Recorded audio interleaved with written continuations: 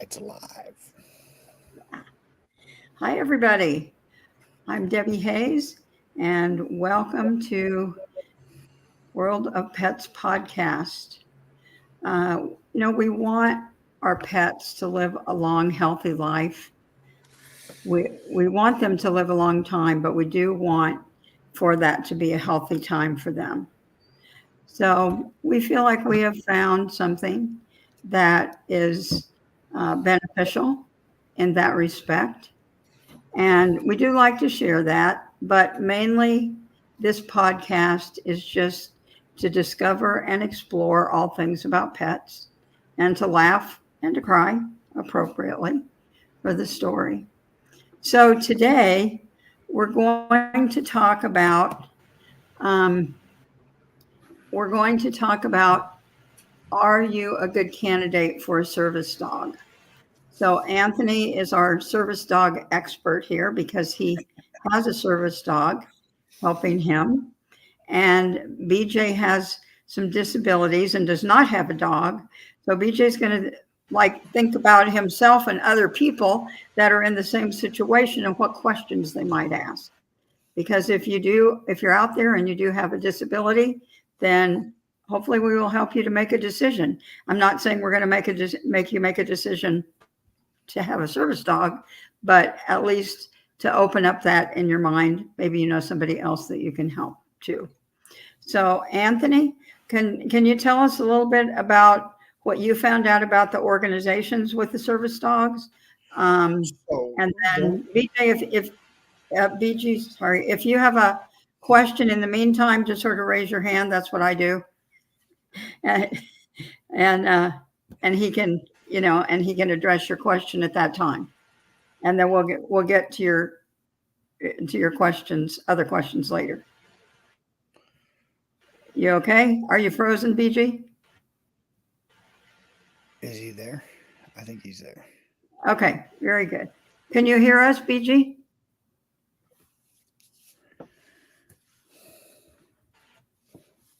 Oh man, can you hear us?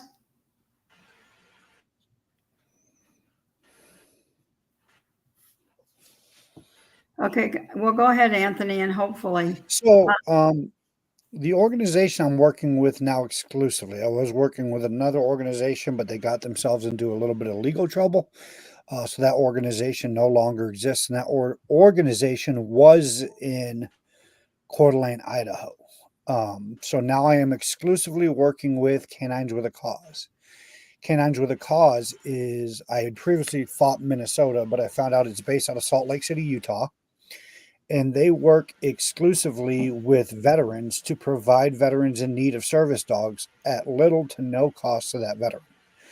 So it costed me altogether with vet exams, food for when she went to the program, the equipment, it maybe cost me $350 to get about $55,000 worth of training for my dog. So, and we're still not done. The training is ongoing and continuous. There's 3 phases to training. But really, to find out if you're a candidate for a service dog, and not just a service member that's a candidate, but anybody that's a candidate, I would say if you have any physical or emotional limitations in your day to day living that you think could be aided through the assistance of a dog, then you're a candidate. Unfortunately, 90% of insurance companies reject the coverage of the cost of a service dog, even if it's prescribed by a doctor.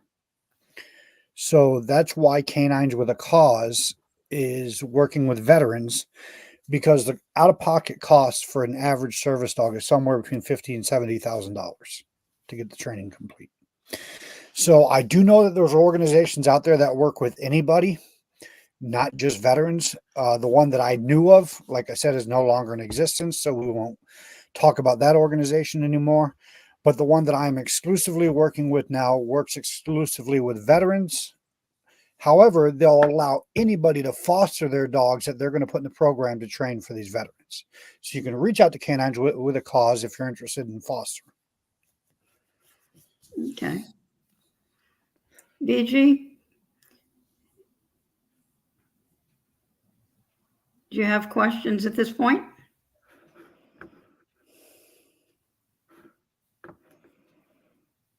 He's got to unmute himself. It doesn't look like, oh yeah, okay. Whoops. I'm trying to unmute you. Are you trying to unmute you at the same time?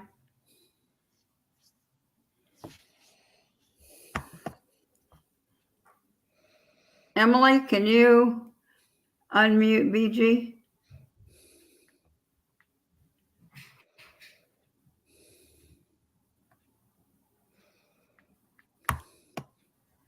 Oh man.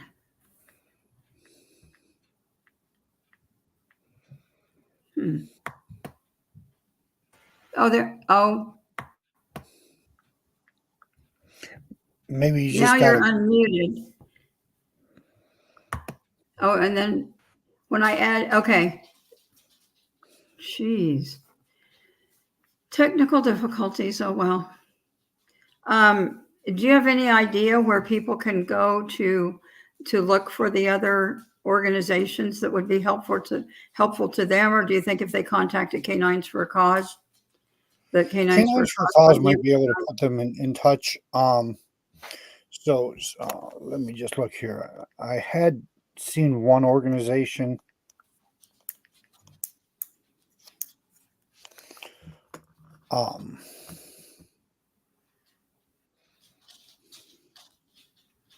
Yeah, there's one. It's called Unleashed Academy. You can just Google them, look them up online. Okay. They're located in Spokane, Washington. But the thing about these organizations, and also my aunt up in Michigan knows of a gentleman named Joaquin who is willing to do the same thing. He's willing to, if he can't help you via Zoom or video chat of some sort, then he'll put you in touch with an organization.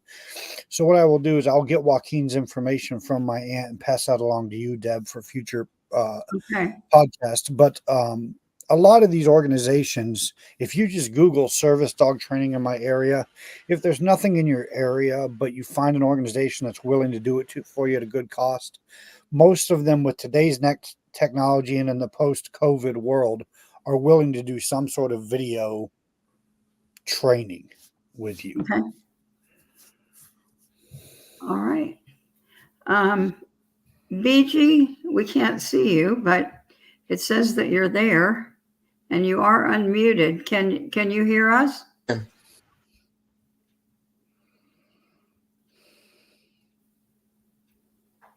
There you are. All right, you're still unmuted. Can you hear us?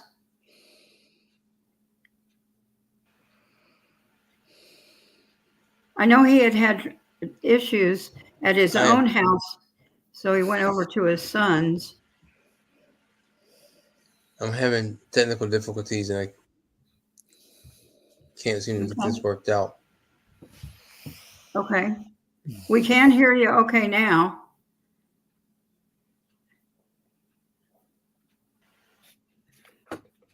Are you able to hear me? Yes. Yep, yes. We can hear you. What questions do you have for Anthony?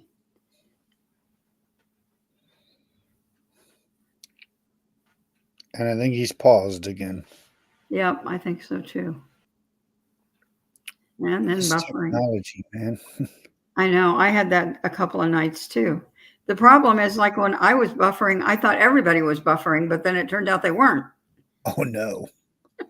Yeah. Yeah, So I was like coming back on like, oh, everybody missed everything. And I was the only one that missed it. Well, Debbie, can you tell me what this great discovery thing is on the bottom of the screen here? Yes, actually, that's one of our sponsors. We are starting to have sponsors. And Okay. so that is one of our sponsors. And they have, they're a new platform for a digital marketplace for e-learning. And they also have a very innovative affiliate program. Okay. So you can check it out on the link below, or come to, contact me and come to visit one of our It's just e-learning of like introductions. what kind of Pardon me? what kind of e-learning is it? Everything. They've, we're looking for teachers or for somebody who is interested in doing some classes so that we can offer things for homeschoolers. But for example, the mushroom supplement that I market, I've got a class on there about that and another one ready to go. Oh, cool. Very cool. So, Very good. yeah. So lots of different things. I think BG's back. He keeps coming back, but it's still frozen. I'm having some technical difficulties. Yeah. Yeah, but we can hear you now, at least. Well, we could for a second. Yeah. So I think the big thing with people is the expense, and like you said, Canines with a Cause, you were able to do that inexpensively, or they offer a program inexpensively. Yeah. So I think there's definitely a need for organizations that will help get service animals trained, because I think that there's a bigger demographic that's in need of it.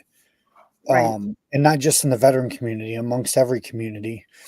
The problem right now is the cost and getting insurance companies to see that as a medical necessity and cover the cost of it, I guess, or at least cover part of it. Maybe there's some sort of copay or something, but to at least get them to pick that up, because most of it, like I said, if you don't have organizations like Canines with a Cause, then it ends up being out of pocket, and it's just really expensive. right. I mean, I know I was on a podcast, and one of the other guests that was on with me at the same time they have a commercial business, so they were one of the businesses that was getting the $50,000 per dog Oh, for the wow. service dog. Yeah, and yeah, you just think how many people can afford that Right. if it's Yeah, not being exactly. covered by insurance. So I know, you're our favorite guest, I guess, Anthony. You've been on here more than anybody else. Wow. Hey, look at that. And I'll be back in Tucson in about a month. Oh, I'll great. be living down there permanently, so I'll be back down in your neck of the woods and able to do anything I can with you, Okay, as perfect. far as partnerships go and working on the podcast. Great. Um, and That sounds so, good. So, can you, for people who have not heard it before, and which would include BG, let's see if we can get him on here again. Can you tell us what, number one, the training, number two, where you got Cobb, why Cobb is named Cobb? okay, so Cobb I adopted in January of 2023, right? Yes, from the Pima Animal Care Center, PAC, there in Tucson, Arizona. I was living in Tucson. Her name is Cobb because it's the first letter of each of my kids' names. So Claire, Olivia, and Brody makes Cobb. I'm a big advocate of adopting if you can. I'm not against breeding. It's just a lot of times breeding, it costs more than what people can care truly for the animal, especially if it's a purebred. Right, So I'm an advocate for adopting. So I did. I adopted her with the intent of her being a family pet. And then as my medical conditions, which are all degenerative, began to degenerate, and I basically was forced into medical retirement, I began to see the need for a service animal. And so my parents introduced me through a brochure that they had found at a county fair to Canines with a Cause. I reached out to them and we've been working together ever since. So Cobb will be 2 years old in November. great. So tell us about what kind of things Cobb can do. How, and specifically, how is he helping you? And any other things that about the service animals do, especially that would help somebody that was, because you are disabled, but there are people obviously that are more disabled. You're not Oh wheelchair yeah. bound or anything like that. So, Service animals, service dogs especially, can be trained to do a number of different things. My Cobb is trained and is going to be continue to be trained to do things like retrieve things off the floor for me between my arthritis and my back and now my rib injury and all the rest of this stuff. It's very difficult for me to do basic things like pick up my shoes off the floor or pick up my pills if I oh my drop them or do things like that. So she's right where small dog and medium dog meet. I call her a medium. So she's a medium dog. And for her, when she retrieves it, I go up and I pat my chest, and she puts her front legs up on my stomach, and whatever's in her mouth, I'm able to retrieve. That's a big one. The other one is also just the emotional support for people like me suffering. And you don't have to be a veteran to be suffering from things like PTSD or traumatic brain injuries or depression or anything along those lines. Dogs help with those things too. There is indisputable number of research and science that prove the effectiveness of animals in the medical community and in the service community, especially dogs. My aunt, for example, her dog can not only retrieve her things off the ground, like her keys and her pills, her dog is large enough that her dog can actually be used as a support. For example, she lives in Michigan, so if she slips on ice and begins to lose her balance, she can grab the dog and the dog will stabilize her, things of that nature. So there is a whole gamut of things that a dog can be trained to do in the service community, just depending upon what the owner or handler needs. And that's their whole job, basically, is to meet your need. so you had mentioned before, letting you know when it was time to take your pills. Is that a real thing? I mean, that seems so Kind of phenomenal. yes, kind of no. What it is dogs don't, from what and I don't know how people figure these things out, but I've heard that dogs don't actually have a sense of time. In other words, if you leave your house for 5 minutes or 5 days, the reaction is the same when you return. I don't know that that's necessarily true. I don't know how they figure those things out, but that's what I've been told. So, because dogs don't have a sense of time, dogs become very routine. So, if at certain times of day they see you doing certain things, it becomes routine for them. Like, for example, right about the time we're going to eat dinner every night, my dog goes over to her bowl, sits there, and barks. It's time for her to eat. So, she knows when certain things are beginning to happen that she needs to alert me that, hey, you need to remember to take your medications. And so Wow. it's not so much that she has a concept of the time as much as it is my my behaviors and a learned routine. Right. So she associates with, like, just for example, this might not be specifically correct, but maybe when she's ready to eat, then she would somehow also alert you that you need to be taking your pills. Right. Something like that. Not specifically that Right. necessarily. So when she sees me get up in the morning and begin to get dressed, she'll go over and sit next to the cabinet where the pills are and either bark or wait for me. And that's just kind of my reminder. And it's not that she has a sense of what time it is as much as she's used to the routine. She got used to being trained in when I get up in the morning, this is the routine I do. So she knows when I see him getting dressed, the next step is he's going to he's supposed to come over here and do something over here. So she goes over there and sits there. Wow. Yeah. That's, yeah. So what other kinds of things do dogs do? Not necessarily for you, but I mean, have you heard or seen anything from in your travels to Coeur d'Alene or anything that? Um, I mean, a whole gamut of things. Like I said, it really is dependent upon the need of the individual with the dog. Right. I've heard of dogs not just retrieving things. I've heard of dogs, being used for stabilization to stabilize people who lose their balance. I've heard of dogs. Obviously, we all know about seeing eye dogs that they can alert you to oncoming traffic, not just motor traffic, but foot traffic, people coming at you.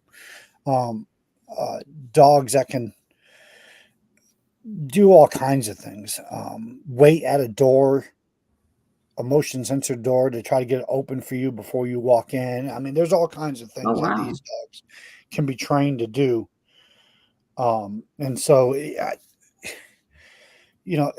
really, from what I've been told and from what I've seen and from just the few people I've talked to, there really is no limit in what you can train the dog to do as long as you have somebody able to train the dog to do that. I mean, I don't think they're going to drive the car or anything, but I'm just saying there's a lot of things.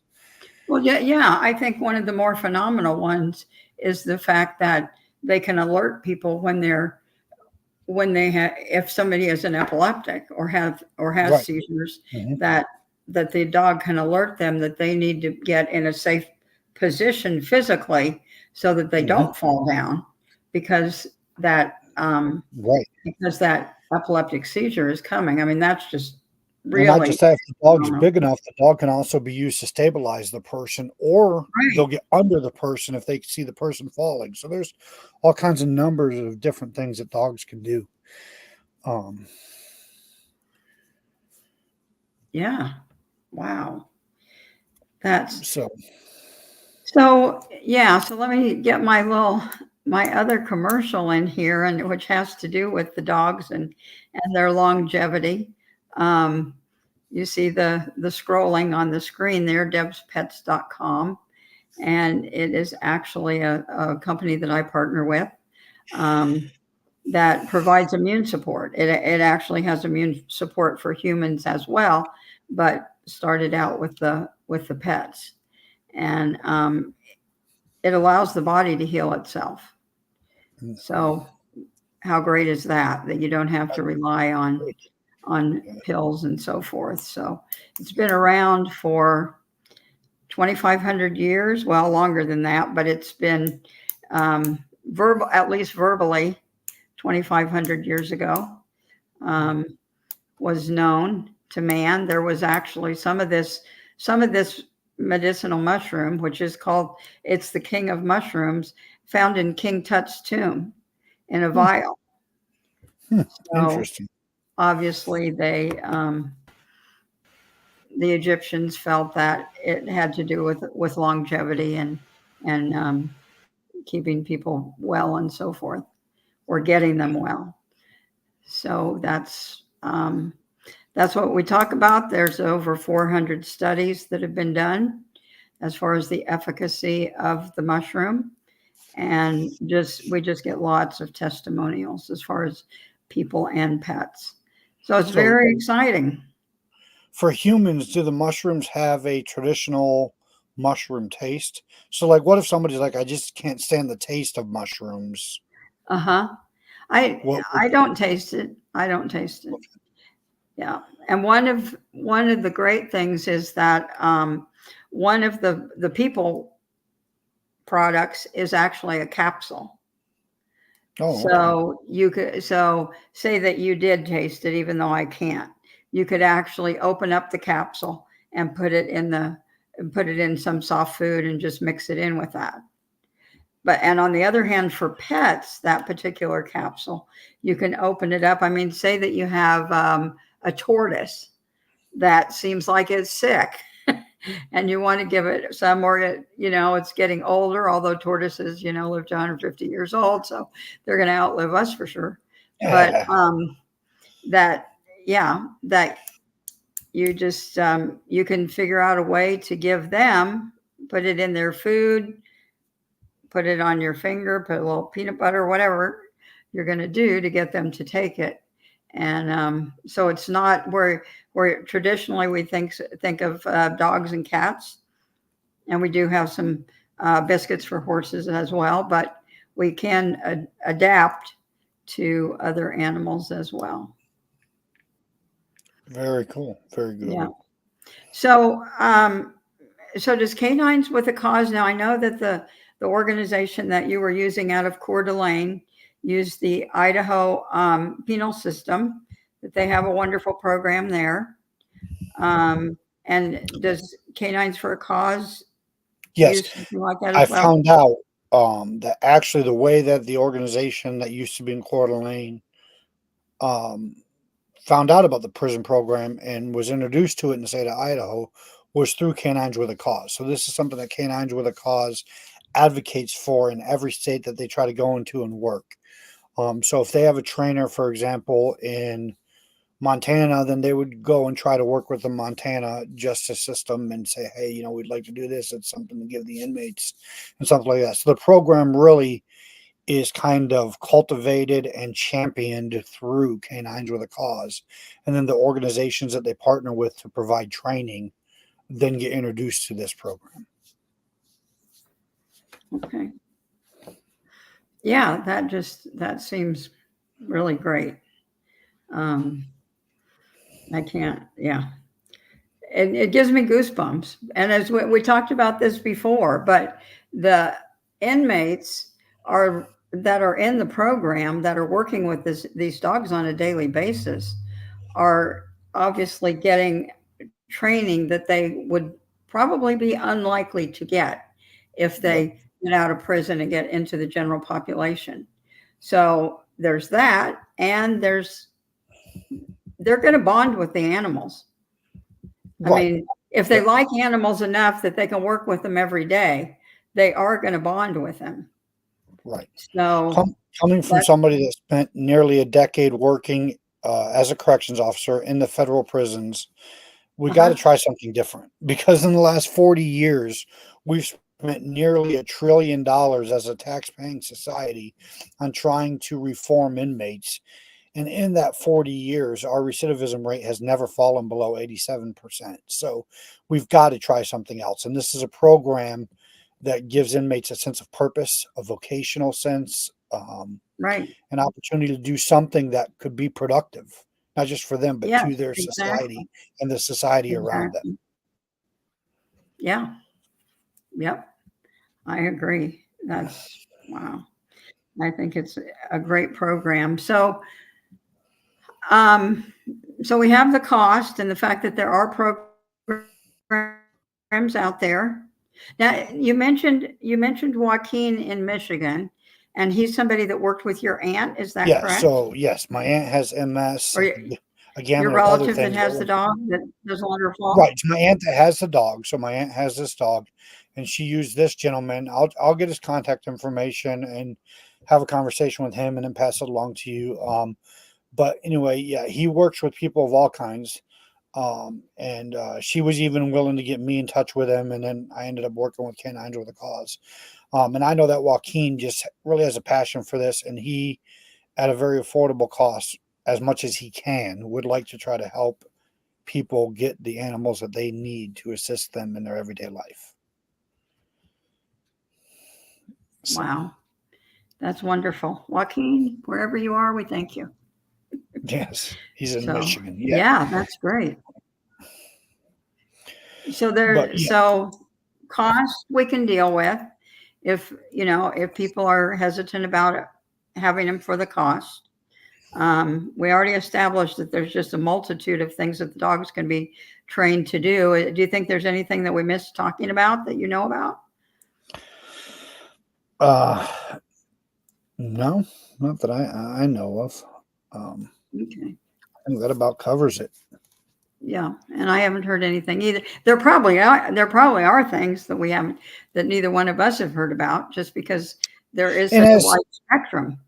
As time goes on and we get through the different phases of Cobb's training, and really a service dog, you never stop working with them, so they're never really out of training, because you got to keep them sharp and on par with everything. But as time goes on, I'll learn more and more about it, and we'll be able to share more and more. And so, and maybe meet some more amazing people along the way, and we'll be able to share some more stories. So, yeah, I agree with that. Yes. So I appreciate your time. And BG, I'm sorry that we lost you along the way. That he thought that moving to his son's house was going to make it okay. He's had problems specifically with this streaming service before. No. Yeah. And so, but we took that chance. I have found that StreamYard works best on Google Chrome. So if you can download Google Chrome. Okay. So maybe that's it. Anyway, so Emily, could you tell us about the word from our last sponsor there, please?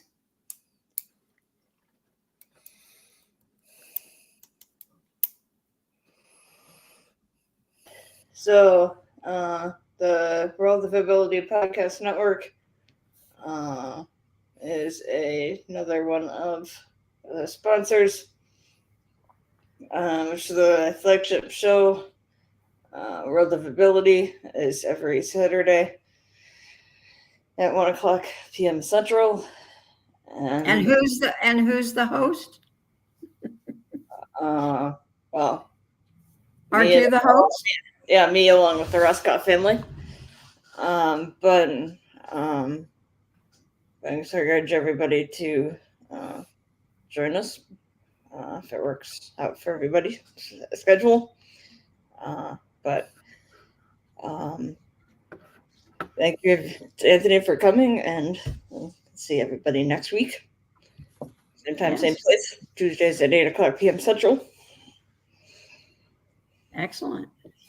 All right. Thank you. And thank you, everybody.